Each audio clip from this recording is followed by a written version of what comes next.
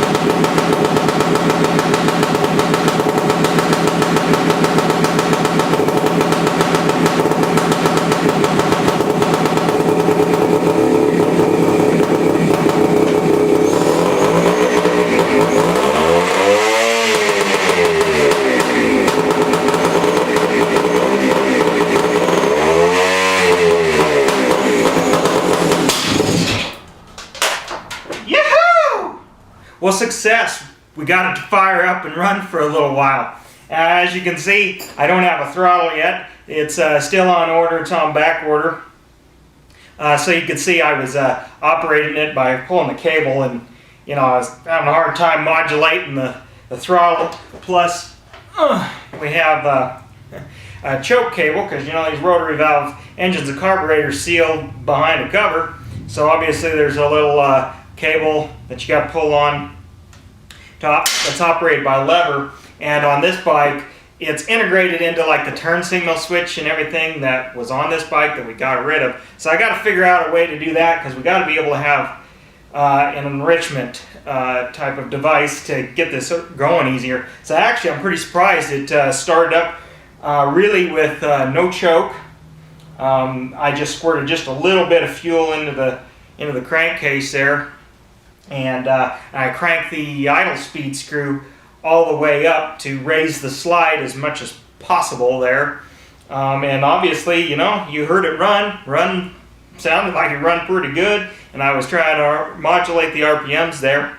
And it's a cold engine. You gotta warm it up, and my had some vice grips on the cable to hold the choke open, and they must have slipped and let the choke fall, and it wasn't warmed up enough to keep her running. So and then of course I've just got the carburetor specs back to factory, with the modifications here. I don't know how close that is, so that's some tuning I'm going to have to do. But once I get a throttle here, it'll be easy to kickstart and modulate the throttle, kind of keep her running, as you would until we warm her up, and then I can kind of see where everything needs to go. But oh, and another thing, which I didn't have the camera running when I was doing that, is my kickstart bolt broke, and I'm going to show you that real quick right here and show you what I mean. It's a pretty piss poor design, and the magazines for both bikes, the F81M, both bighorns, complained about this kickstart lever because it's just there's no spring on it, and it's just a overly complicated design to do a pretty simple job, and I'll show you that right now. Okay, we're looking at our fixed kickstart lever assembly here. This is the stock lever and mounting boss. Of course, because I have multiple bikes, I have multiple parts. Here's just this part here, and if you'll notice, you probably can't see, but it's threaded in here and not in here. And here's the original bolt right here that broke off. So this would have fit through here, rode in there, and there would have been a brass or bronze bushing in here, and then it just rides in here. And of course, years of turning like this, and then all the leverage that gets put here and here.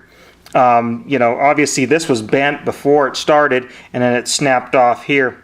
Pretty poor design, and this is something in the magazines that they complained about. There's no spring that holds this from flopping out. I mean, it stays there pretty good, just because of friction in here. But even from the factory, there's little blobs of weld here as the stop for that, which is kind of a poor design. Magazines complained about it, complained mud would pack in there, and then you couldn't get it out when you wanted to restart it. And then also bouncing around, it could fall like that. I mean, of course, your leg's right there, and it kind of sticks out here too. There's definitely better ones out there. This is one off of another bike. I mean, this is the more common way they're done.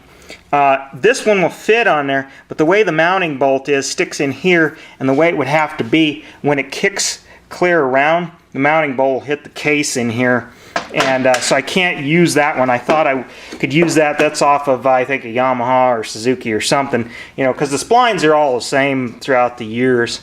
So I kind of had to devise a better system here. Threaded this here, so there's good support here, and a nylon bushing here.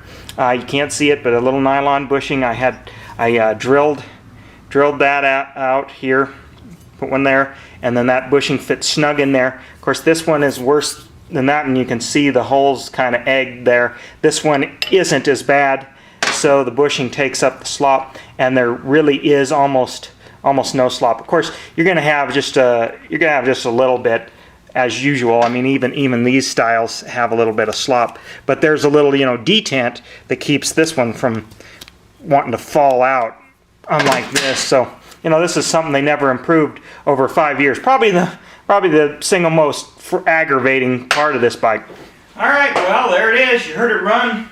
Of course, we got to get the body work on. I got to get some new tires. Still clean up the rims. I mean, they look pretty good, but they just need cleaning up. Little elbow grease shining them up there. So, actually, next time you see this, it'll be a finished bike.